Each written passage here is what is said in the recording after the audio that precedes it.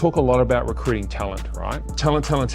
If anything is going to grow your business, it's going to be good quality talent. And we all suck at recruitment. It's such a challenging space for people and no one gets it right. If you're getting it wrong, it's okay. No harm, no foul. We all get it wrong. If you're using a major platform like Monster or Seek or any of those types of platforms, right, you don't get a lot of good quality through. So what you do is you feed in the criteria of what you're looking for, right? And you train it, right? And you can train it per position, whether it's a sales manager or a sales agent or a line manager or an operations manager, it doesn't really matter. You can train it using GPTs, right? Once you've done that and you get all those applications through from one of those big platforms, and you may get 100 through. Like I think our last number was we got just over 90 applications through and there were only 3 that were any good. So what happens is normally a human will go through and look at 93 applications. Yeah, don't do that. You don't need to. What I'm gonna do is I'm gonna start with some data, right? Research, really critical to get that right. Research. I think people underestimate the power of knowledge and data, right? Like they used to say cash is king. I think information is emperor because I think you need to look at your market research before you start the company. Okay, that said, check this out. So in Australia, on average, 350,000 to 400,000 companies are registered every single year, right? United States, 4 million to 4.5 million companies are registered and started each year. China, 8 to 10 million companies. That's right, 8 to 10 million companies are registered every year in China. And in India, 1.5 to 2 million companies are registered every year. Okay, so those are really big numbers, right? Like those are incredible numbers. Now, if I was to average that out, I'll give you some rough information. So in the first year, about 60 to 70% of those businesses survive the first 12 months. Like that's not a great number.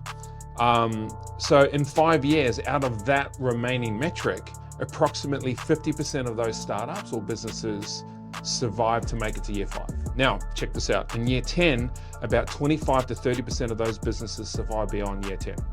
So the number dramatically decreases. So now you're looking at about 9 to 10% of businesses actually last from startup all the way through the 10-year period. Like that's a pretty dramatic number. If you're a retail store, it may look like you're using AI to answer phones, reply to emails, right? SMSs, you just sort of have to figure out what that looks like.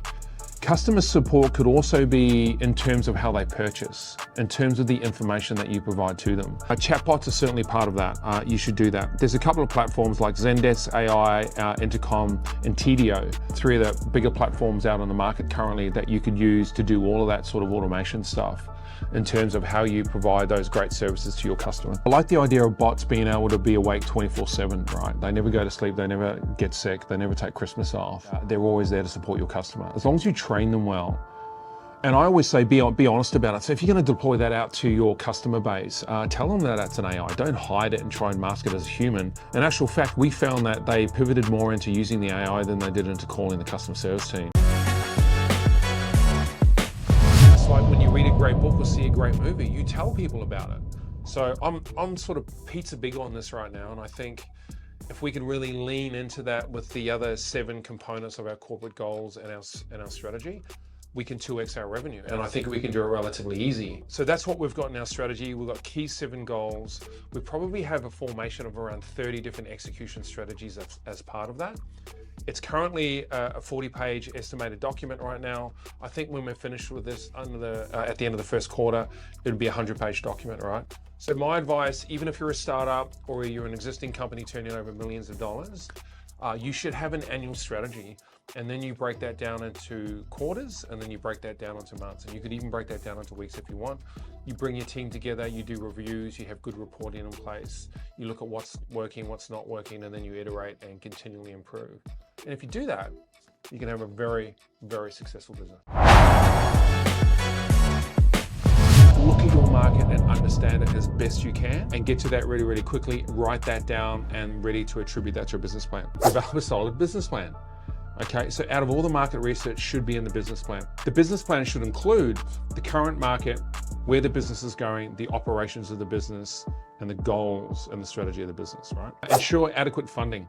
So make sure that when you go into that business that you have cash. And what that means is if it costs you $150,000 to set the business up and operate for 6 months, you will need $300,000, $500,000. you need to have some cash reserve. So when you get into trouble, you know how to navigate that. So if you've got cash in the business and you run into trouble, you can use that cash to slow down, fix the problem, bring the professionals in, help you retweak it and get the business back on track and keep moving. Takes all the pressure off and all the stress as well.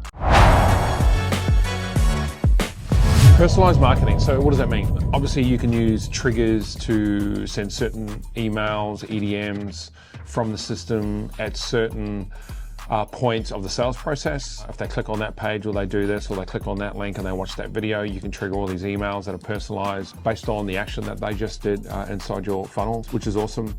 You can shoot a video, a personalized sales video or communication video to a client. You can grab that video and the AI can scan that video and then change the name and align it with the name that's in the CRM. Would also change the visual aesthetics of the mouth of the human who's communicating the name. And the AI software will do that on the video itself and then trigger through Zapier or any other sort of automation to send it to the customer, and it can happen super fast. So you only need to record the video once, and you can just send it out to all your clients 1,000 times, seamlessly, by the way. So with Sue and Doug, is it Sue and Doug? Yeah, I think so. Yep. Sue's really good at baking pies, all right? She's great at them. I mean, those pies are amazing. I love those pies. I buy those pies, one on the way home and one on the way to work every day. I put on a lot of weight, by the way, so now I have to spend all that money and going back to the gym. That was a joke. But Sue's really good at baking pies. So the narrative is she sets up a pie shop and then a cafe around that pie shop, right? But the thing that she doesn't understand is Sue's really good at making pies, but she's no good at running a business. Now, her husband has ran a business before. Like as an FTE, he's been working as a manager, he's been managing the team. So they get together, but they have no IP and no experience around running a business, which is a completely different commercial enterprise. And by the way, it's on the house mortgage, remember? They borrowed all that money against that. They don't know how to create sales. They open the doors on day one and all these people come flooding in and they go, wow, we are the best business owners on the planet. We are gonna be so successful. Let's start looking at Lamborghinis, right? I'm being a little bit sarcastic there, but it's true that people sort of do that, right? They run ahead of themselves. So what happens over the first 30 to 60 to 90 days is they start selling all these pies. And then they notice in month 2 that sales start going down and they're not selling as many pies anymore. They go, that's okay, we're still doing pretty well. And then they get into month 3 and all of a sudden the pies they were selling in month 1 has decreased by 50%. And then they get into the next quarter and then the sales has dropped down to 25%. Because people have had the pies, it's in the local area, a little bit of excitement is created. They've got no consistency around marketing and they don't realize it. And then all of a sudden, 2 or 3 of those key customers move into other suburbs. They don't go to the pie shop anymore. They've only got one location. They've done no marketing. And then all of a sudden, they're running into negative, right? So their cash flow is getting hit, right? Now they're in trouble because they don't know how to sell and they don't know how to create marketing to create sales. So a business like us, and any business in fact, will have contracts, right? They'll have employment contracts, legal contracts, terms and conditions, they'll have MDAs, a whole bunch of contracts, right? There's all this legal documentation floating around. AI is moving into the legal space and I think pretty aggressively. My take would be that that would be one of the biggest spaces that will be disrupted, will be legal firms losing work to technology. And the thing about that is that you could drop the legislation of America into a large language model and it would be able to learn it and provide you with advice better than a lawyer could, which is pretty scary, right? I remember a story that I saw in a YouTube video. It was Peter Diamandis interviewing somebody, Salim Ismail, I think. He said, when you go to the doctor, your local GP, right? Ask your doctor, when was the last time he read the latest medical journal? Here's the number, 7,000 medical journals are released every day in America, 7,000. Next time you go to a GP, ask him how many out of that 7,000 journals that he read, and the answer is 0. And then he said, how many do you think AI or ChatGPT can read? And he said, it's probably read all of them. The integration of AI into medical practices, especially surgeries, using and leveraging that AI as an advisor and legal context is going to do the same thing. I think, you know, in medical practice and in legal contractual practices, just because it's heavily based on text, right? So legislation is basically text formatted through bills, through government, states and federal constitutions, and it all comes together under one roof. And the AI can grab that and learn it pretty quickly. It goes back to what I said at the start of this video is that I think we had a lot of leaders standing on each other's toes doing the same thing. And what we need to identify is that if we want to eliminate cross-contamination of tasks and be more efficient, we have to have clear demarcation lines for each leader to operate in, right? So what's their lane, and make sure that they stay in that lane. That should be the responsibility of the CEO and the founder, by the way. Expansion. Grow EFLA by acquiring or developing new business opportunities. As part of our strategy for the next 12 or 16 months, we will be looking at per acquisition, right? So looking at businesses that align to our current portfolio, and how can we integrate those businesses into what we currently do, and then how do we connect that service offering to our existing service offering and to our customer and our clients. So we will purchase 1 or 2 new businesses in the next year. A technology enhancement, advanced technology capabilities, including the development of AI solutions.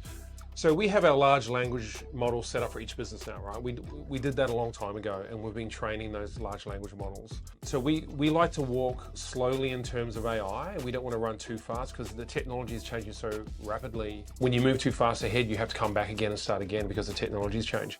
I don't think personally AI technology is where it needs to be for my companies. I think we need to wait a little bit longer. I think there's some things that work really well.